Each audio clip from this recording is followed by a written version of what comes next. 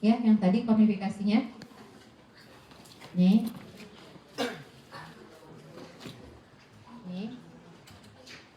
Ini folikel rambut ya, tapi terputus. Ini kelenjar sebasea. Ini juga sama, kelenjar sebasea. Di bawahnya ini sudorifera. Ini folikel rambut yang panjang ini ya. Nih, ini kelenjar sebasea. Ini sudorifera. Ini sama sudorifera. Ini masih area kutannya ya dek ya.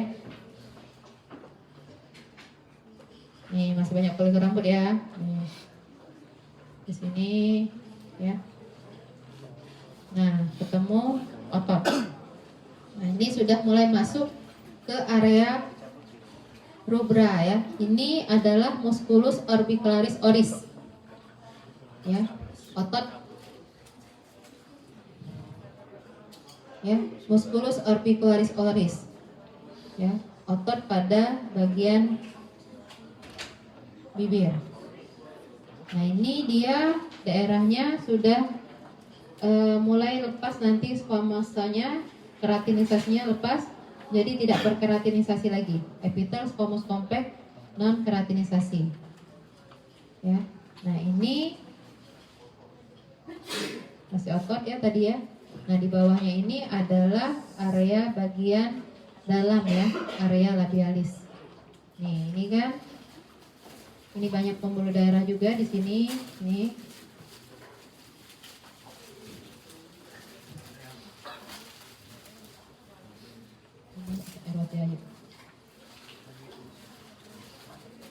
Ini epitel squamous complex non keratinisasi, ini area dalam.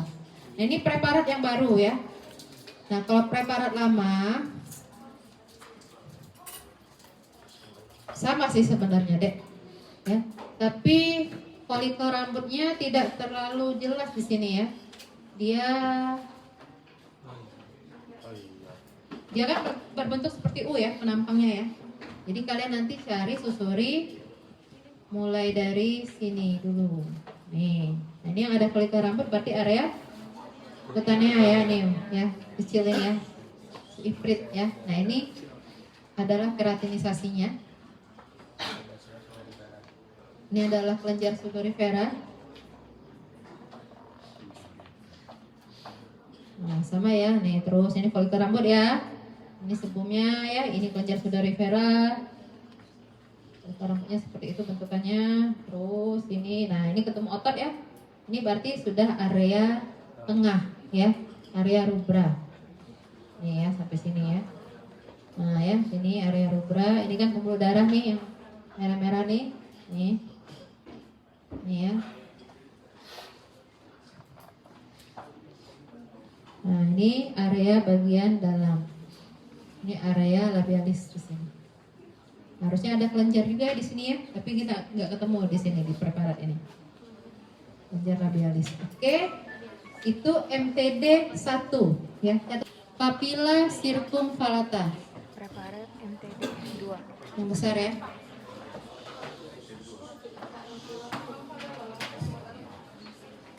Ya, ini papilla circumvallata. Oke, kelihatannya di situ ya. Nih. Gambarannya seperti fungiformis, tapi test budnya ini berada di bagian lateral papilla nih. Nih. Ya, ini papilla sekundernya. Ya, ini nanti kalian cari epitelnya dibesarin ya, epitel squamous complex non kornifikasi ya. Nah, ini test budnya nih yang di sini. Atau gema gustatoria. Nih. Nah, ini papilla sekunder yang di sini yang menjorok bagian dalam. Yaitu papilla MTD 2 ya. Kalau kalian dapat tulisan MTD 2 itu namanya papilla circumvallata. Nah, ini preparat yang lama ya MTD 2. Nah, yang baru sama aja sih deh sebenarnya.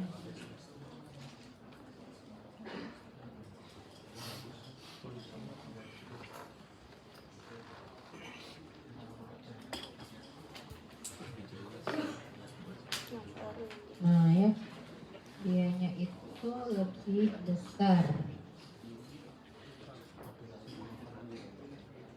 Nah ya ini ya, ini papila circumvallata sampai nanti. Nah sini ya, besar dia. Di sini sampai di bawah tadi. Nah ini adalah test badnya. Ya. Nah ya, ini yang paling kecil sudah deh. Jadi memang kayak gini enggaknya. Ke sini ke sini. Nah, sama yang tadi, ini adalah papila-papila sekundernya dengan epitel, squamous kompleks, non cornifikasi. Jadi tiga.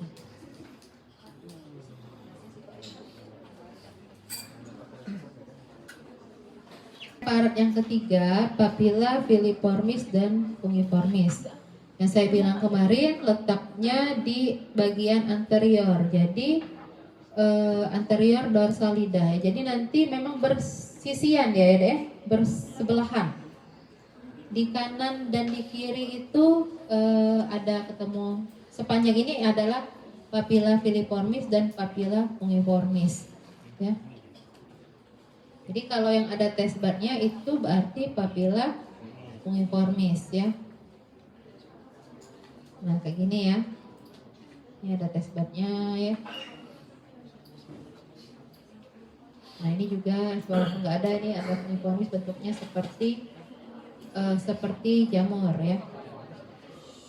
Nah ini papila filiformis ya, karena ada yang runcing ini ya. Ini ada keratinisasi. Ya, memang pewarnaannya sudah mulai memudar ya ini ya. Itu juga ada bentuk ya.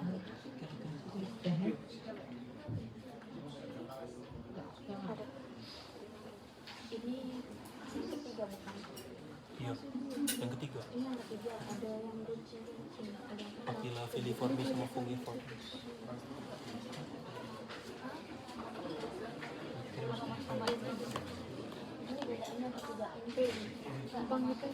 Nah ini ya, ini papila filiformis ya. Runcing ini ada keratinisasi.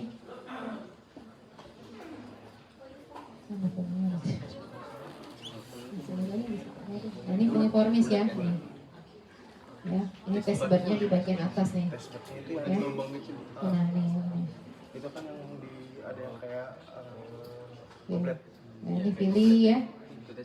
Ini filiformis, ini juga filiformis. Ini adalah keratinisasinya epitel squamous kompleks. Nah, ini sama ya, ini juga filiformis. Oke ya. Oke, itu MTD MTD 6 granula paratis. disusun oleh asinus yang apa deh? Yang sayang Apa dong? ya, serosa ya. Lihat gambarnya aja, kan udah ada gambarnya nih ya. Asinus serosa kemarin saya bilang sitoplasmanya asidofilik ya. Intinya nanti dibesarin ya, nukleusnya bulat di bagian basal. Granula Nah ya, paratis. tapi tadi baru Paratis. ya. Enggak tahu. Iya, benar-benar. Coba dulu ya. Nah ini gambaran adiposa ya, ada adiposanya di sini. Nih, coba dikecil deh. Ini adiposa yang putih-putih adiposa.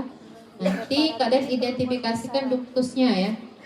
Duktus di semua yang terdapat di antara asinus-asinus. Ini salah satu duktus nih. Ciri khasnya dia ada bagian tengahnya, ada lubang di tengah untuk duktus. Ya ini duktus striatus ya, karena tinggi kolumnernya, epitel kolumner selapis. Ya. Bagus Mbak jadi. Bagus, bisa dipakai ya. Nah, ini juga duktus ya. Nih. Ya. Nah, ini yang kecil, ini duktus intercalaris. Nah, ini kecil ini ya. Ini yang ini. Ya. Yang ini asinusnya ya, yang ini asinus semua, asinus ya. Nah, ini preparat lama ya. Nah, kalau di preparat baru, yang penting ini baju.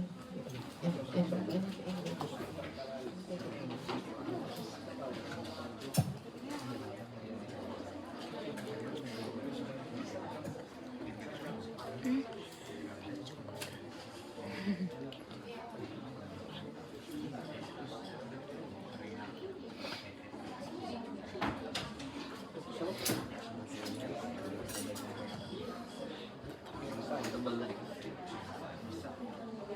yang ke masih Nah, yang di sama. preparat baru deh ya, namanya tertulis glandula parotis ya, nggak ada simbolnya. Nah, dia memang lebih jelasnya warnanya sangat ini ya, pekat ya. Jadi lebih kelihatan asinus intinya lebih jelas dibanding yang lama tadi. Nah, jadi kalau kalian mau lihat asinusnya yang jelas ini di sini, nah boleh nih. Tapi duktusnya memang tidak terlalu kelihatan. Nah ya, ini kan gambaran asinus semua nih yang ini. Ya, intinya kan bulat-bulat nih, bulat-bulat. Ini satu asinus nih. Ya, kalian lihat polanya, ini satu asinus ya.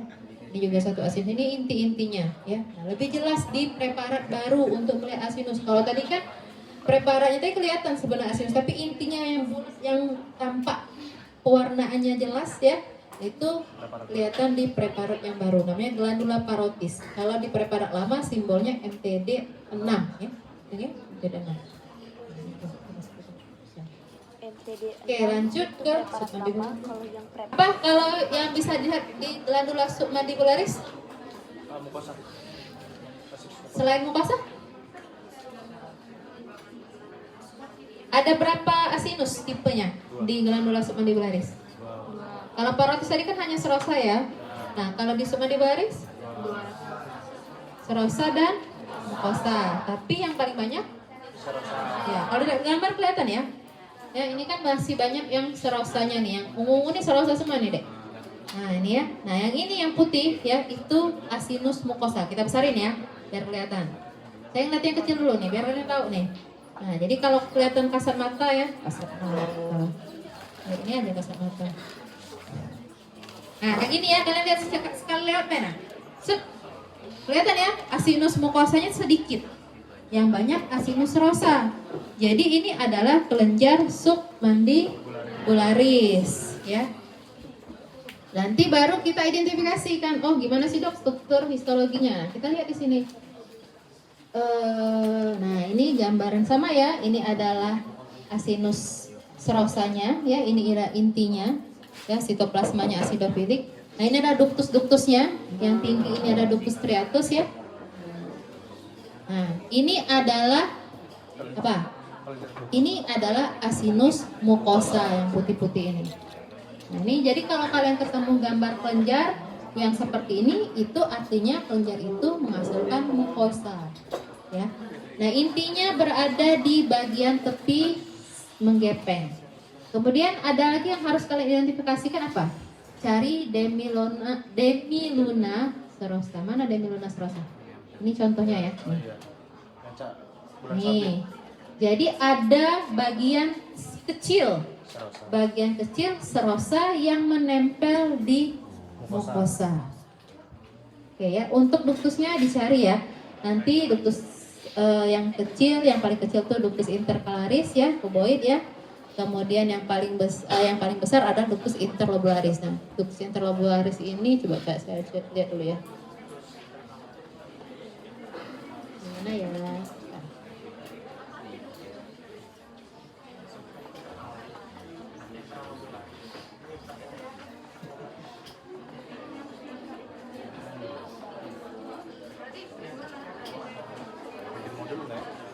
Nah, ini banyak sekali duktusnya ya, nih ya. Ini semua duktus ya. Ingat duktus itu yang ada tengahnya, ada bolongan di tengah ya. Ya.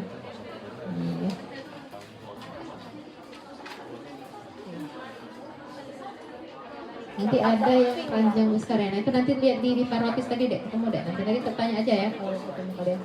Nah, ini semua duktus nih. Oke. Ini duktus intralobularis ya, yang agak besar ya. Coba besar ya.